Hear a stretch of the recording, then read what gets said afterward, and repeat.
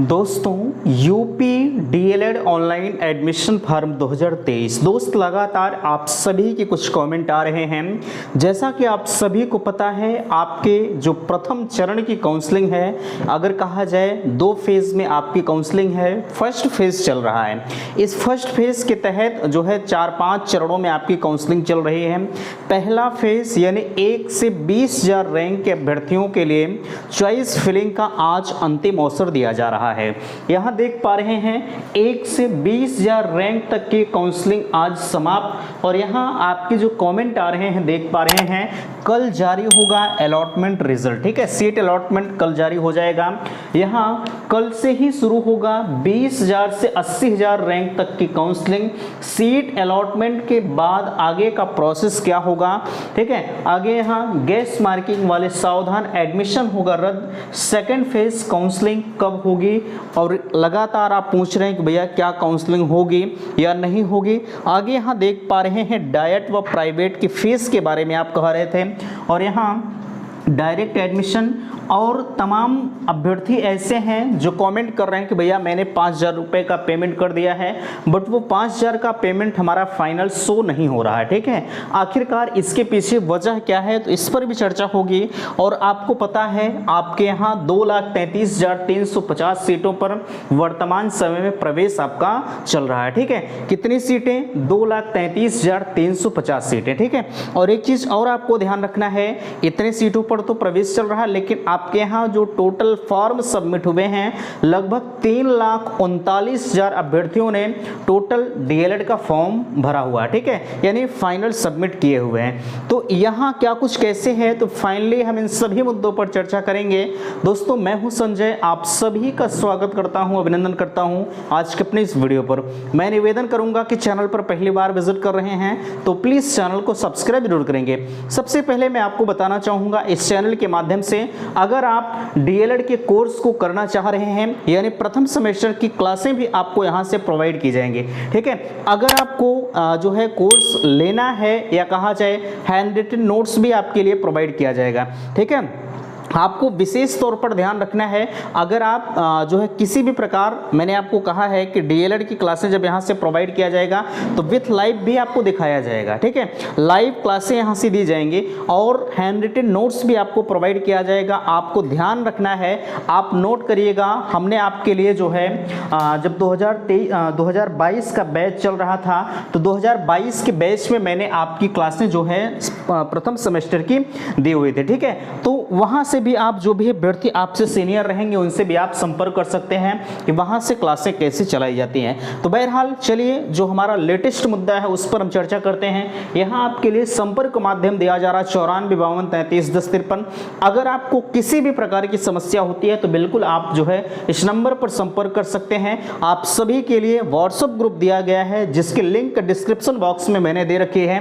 ठीक है, अगर आपको ग्रुप ज्वाइन करना है तो बिल्कुल आप ज्वाइन कर सकते हैं। चलिए, जो आपके कंफ्यूजन हो रहे थे आप उसे समझने का प्रयास करेंगे। सबसे पहले यहां आप देख पा रहे हैं 2 लाख जो है 1 से 20,000 रैंक तक की जो काउंसलिंग प्रक्रिया है वो आज आपकी फाइनल समाप्त हो रही है। ठीक है, अब यहां सवाल आपके मन में आ रहा है कि जो है जब हमारा कॉलेज अलॉटमेंट जारी हो जाएगा, ठीक है, जब जैसे कल आपका दोपहर के बाद आपका कॉलेज अलॉटमेंट जो है, या कहा जाए सीट अलॉटमेंट आपका जारी हो जाएगा। ठीक है, जब सीट अलॉटमेंट आपका जारी होगा तो उसके बाद आगे का प्रोसेस क्या होगा, ठीक है, ध्यान रखिएगा। सीट अलॉटमेंट जारी होने के बाद आपको फिर से दोबारा 5,000 रुपये का पेमेंट करना पड़ेगा। ठीक है, और जब आप 5,000 रुपये का पेमेंट करते हैं तो 5,000 रुपये पेमेंट करने के बाद आपकी सीटें जो होंगी वो पूरी तरह से फिक्स हो जाएंगे कि नहीं आप उसी विद्यालय में एडमिशन लेंगे। अगर आप ये 5,000 रुपये का पेमेंट नहीं करते हैं तो ये मानकर चला जाएगा कि आप उस विद्यालय के लिए जो है कन्फर्म यानी कन्फर्मेशन फीस आपकी ये लगेगी। आप उस विद्यालय के लिए अगर 5,000 रुपये पेमेंट नहीं करते हैं तो आपका जो कॉलेज अलॉटमेंट जारी होगा, ठीक है, वो पूरी तरह से निरस्त कर दिया जाएगा। और अगर आप चाहेंगे कि हम अब अगले चरण में चले जाएं तो ये संभव नहीं है। आपको फिर से दोबारा जो आप पहले 5,000 रुपये काउंसलिंग शुल्क जमा किए हैं, जो 15 तारीख से जमा हो रहे, ठीक है, वही फिर से आपको प्रक्रिया दोहराना पड़ेगा, यानी 5,000 रुपये का पेमेंट आपको फिर से करना पड़ेगा। उसके बाद ही आप अगले चरण की काउंसलिंग में भाग ले सकेंगे। ठीक है, इस चीज को नोट करिएगा। बाकी आप जब कॉलेज जो है अलॉट होगा, अलॉटमेंट लेटर आपका जारी होगा तो आपको 5,000 रुपये का पेमेंट करना पड़ेगा। ठीक है, चलिए यहाँ कल से जैसे हम मानकर चलते हैं कि आपको कोई कॉलेज अलॉट नहीं हुआ, यहाँ देख पा रहे हैं कल से शुरू होगा 20,000 से 80,000 रैंक तक की काउंसलिंग। ठीक है, जब 20,000 से 80,000 रैंक तक की काउंसलिंग आपकी शुरू होगी तो यहाँ आपको ध्यान ये चीज़ों का रखना है, जैसे कोई कॉलेज मैं मानकर चलता हूँ कि आपको अलॉट नहीं हुआ तो ऐसे कंडीशंस में आपको परेशान होने की ज़रूरत नहीं है। कुछ लोग कह रहे थे कि भैया मुझे कोई कॉलेज अलॉट नहीं हुआ तो क्या हमें दोबारा से 5,000 रुपये देना पड़ेगा? नहीं, आपको दोबारा से नहीं देना पड़ेगा। आपको अगले चरण की काउंसलिंग में, यानी 1 से 20,000 वाले में कोई कॉलेज आपको नहीं मिला, ठीक है, तो आपके साथ होगा क्या कि आप जो है यहाँ जब 20,000 से 80,000 रैंक तक की काउंसलिंग होगी तो आप उसमें पार्टिसिपेट करेंगे। चलिए, इतनी चीजें आप समझ गए होंगे। आगे हम बात करते हैं सीट अलॉटमेंट के बाद। ठीक है, ये चीजें तो हालांकि मैंने आपको बता दिया, जैसे आपकी सीट, आपका जो एडमिशन होगा वो जो है 25 तारीख से एडमिशन कराया जाएगा। आप अपने विद्यालय में जो भी डॉक्यूमेंट्स आपके होंगे, जैसे हम मान कर चलते हैं कि जो आपने 5,000 रुपये का पेमेंट पहले जमा किया है वो आपके पास होना चाहिए।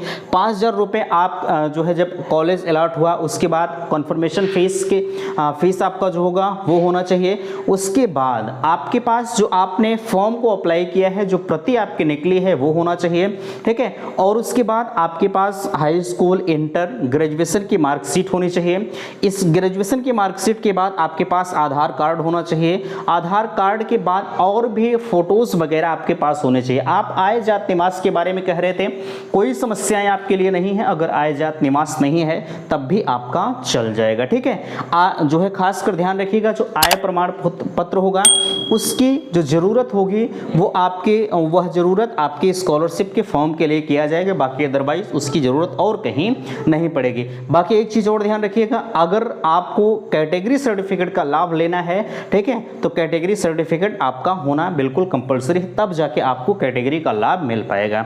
ठीक है, चलिए, और आप कह रहे थे, जैसे आप पूछ रहे थे हॉस्टल वगैरह के बारे में, भैया हॉस्टल यहाँ है या नहीं, हॉस्टल के बारे में मुझे नहीं पता, आप ये मत पूछिए। ठीक है, और यहाँ आप कह रहे थे जो है प्रोविजनल सर्टिफिकेट, मेडिकल और कैरेक्टर सर्टिफिकेट के बारे में। कैरेक्टर सर्टिफिकेट आपके दो तरह के होते हैं। पहला कैरेक्टर सर्टिफिकेट आपका होता है जहाँ से आपने ग्रेजुएशन की डिग्री ले रखी है, वहाँ से आप बनवा लीजिएगा।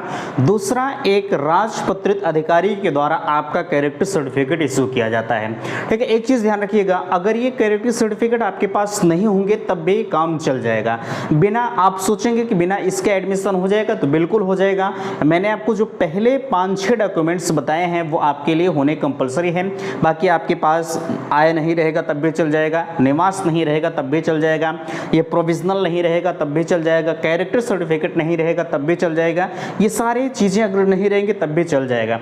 लेकिन ध्यान रखिएगा, आप मेडिकल सर्टिफिकेट के बारे में कह रहे थे, मेडिकल सर्टिफिकेट आप किसी भी जिले से बनवा सकते हैं। ठीक है, चाहे आप किसी भी जिले के रहने वाले हैं, अदर जिले में भी आप जाकर ये मेडिकल सर्टिफिकेट आप इशू करवा सकते हैं, कोई समस्याएं आपको नहीं होती हैं। ठीक है, तो ये सारी चीज़ें आपको समझ में आ गई होंगी। चलिए, अब हम बात करते हैं गेस मार्किंग वाले, सावधान एडमिशन होगा रद्द। देखिए, गेस मार्किंग वाले बहुत सारे अभ्यर्थी ऐसे हैं जिनके रिजल्ट ना आने के अभाव में वो गेस करके मार्किंग कर दिए थे। मैंने आपको बताया है, अगर आपने गेस करके मार्किंग कर दिया है तो आपको परेशान होने की जरूरत नहीं है बाबू। अगर आपका रिजल्ट 31 तारीख यानी 31 अगस्त से पहले आपका रिजल्ट आ गया है तब तो आप एडमिशन ले लीजिए। ठीक है, लेकिन अगर 31 तारीख के बाद 1 तारीख को आया है, 2 तारीख को आया है, ठीक है, अगस्त सितंबर में, ठीक है, तो आप एडमिशन मत लीजिएगा। अभी आप विद्यालय में जाएंगे प्राइवेट संस्था में, तो वहाँ से आपको, हमें जहाँ तक लगता है कि वो कह देंगे कि आपका एडमिशन हो जाएगा, लेकिन एडमिशन आपका आगे चलकर कैंसिल कर दिया जाएगा। ठीक है, तो कतई इस कदम को मत उठाइएगा। लोग 5,000 रुपये के पेमेंट के बारे में कह रहे थे, हम पेमेंट कर दें या नहीं, आप पेमेंट मत करिएगा, अन्यथा की स्थिति में आप उसके जिम्मेदार खुद होंगे। आप ये मत कहिएगा कि भैया आपने ही तो कहा था गेस करके मार्किंग करने के लिए।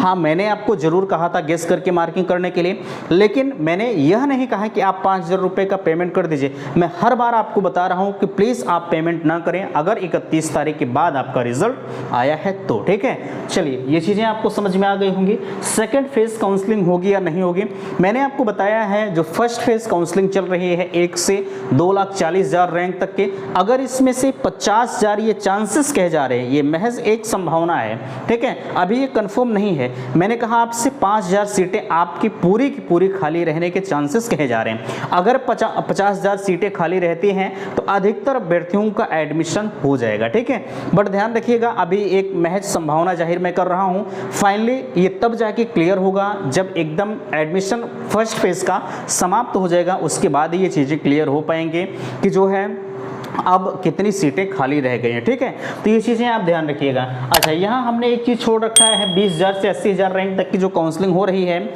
इसमें भी कुछ न कुछ डाइट की सीटें खाली रहेंगी, क्योंकि 1 से 20,000 में कुछ लोगों को डाइट मिला।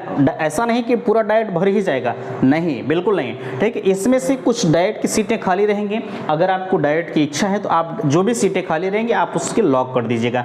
ध्यान रखिएगा जब कल आपका रिजल्ट जारी होगा, एक ऑप्शन दिया होगा अलॉटेड एंड वैकेंट सीट का। ठीक है, आप वहां पर जाकर देखिएगा कौन से कॉलेज में कितनी सीटें खाली हैं, क्या है, कैसे हैं, सारी चीजें उस अलॉटेड एंड वैकेंट सीट में दी रहेंगी। कोई समस्या आपको नहीं होगी। अगर नहीं दिक्कत है तो आप नंबर पर मुझसे संपर्क कर लीजिएगा, हम आपको बता देंगे। ठीक है, चलिए यहाँ सेकंड फेज काउंसलिंग होगी या नहीं होगी, मैं हर बार आपसे कहता हूँ कि 100% सेकंड फेज की काउंसलिंग होगी, आपको परेशान होने की जरूरत नहीं है। इसमें मैंने सीटों की जो संभावना बताई है कितनी सीटें खाली रह सकती हैं, ये 101% श्योर है कि कुछ न कुछ सीटें खाली रहेंगी। 50,000 की बात मैं कर रहा हूं, मैं मानता हूं कि 50,000 अगर नहीं रहती है तो 40,000 100% रहेगी। ठीक है, चलिए यहाँ डाइट व प्राइवेट की फीस आप मैं मान कर चलता हूँ कि आप 10,000 रुपये का पेमेंट पहले से कर दिए हैं। अगर आपको प्राइवेट मिलता है तो आपको 31,000 रुपये का पेमेंट करना है। अगर आपको जो है डाइट मिलता है तो आपको 200 रुपये का पेमेंट करना है, यानी 10,200 रुपये गवर्नमेंट का होता है और 41,000 रुपये फीस जो होती है वो ये जो है प्राइवेट की होती है।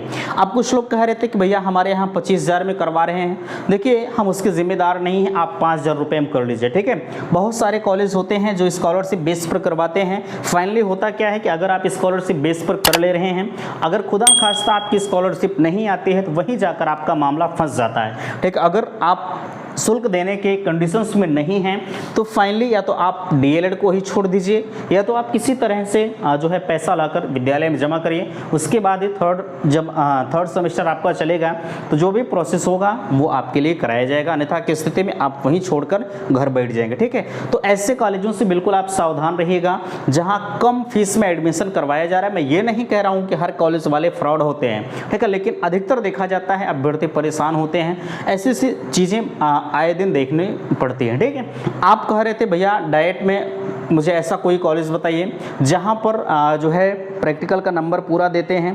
ठीक है, कॉलेज ना जाना पड़े, मैं क्षमा चाहूँगा, इसके लिए आप मुझसे कमेंट ना करें। ठीक है, चूँकि मैं ये चीज़ें आपको नहीं बता सकता कि आपको कहाँ कॉलेज जाना पड़ेगा, कहाँ क्या है कैसे, इसके बारे में हमें नहीं पता। ठीक है, चलिए यहाँ डायरेक्ट एडमिशन के बारे में आप कह रहे थे 100% आने वाले समय में डायरेक्ट एडमिशन होगा अगर 10 सीटें भी खाली रहती हैं इस सेकेंड फेज की काउंसलिंग से तो। ठीक है, और जब सीटें नहीं खाली रहेगी तो डायरेक्ट एडमिशन की बातें छोड़ दीजिए, कोई मतलब नहीं निकलेगा। ठीक है, वैसे हर बार होता है, इस बार भी होगा, कुछ न कुछ सीटें जरूर खाली रहेंगी। ठीक है, चलिए यहाँ 5,000 का पेमेंट शो नहीं हो रहा है। देखिए अगर आपकी काउंसलिंग कल से स्टार्ट है, 20,000 से 80,000 रैंक में अगर आप हैं, अगर अभी भी ये समस्याएं आपकी बनी हुई हैं कि 5,000 रुपये का पेमेंट शो नहीं हो रहा है तो आप परेशान मत होइएगा।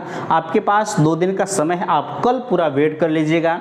उम्मीद है कि जब काउंसलिंग से पहले आपने पेमेंट तो वैसे भी कर दिया है, ठीक है, उम्मीद है कि आपका पेमेंट जो फंसा हुआ है वो शो करने लगेगा। दोबारा से जमा करने की ज़रूरत आपको नहीं है। आप कुछ लोग होंगे भैया जमा कर दीजिए, उससे मुझे नहीं मतलब है, लेकिन जहाँ तक मेरा मानना है आप एक दिन तो वेट कर ही सकते हैं।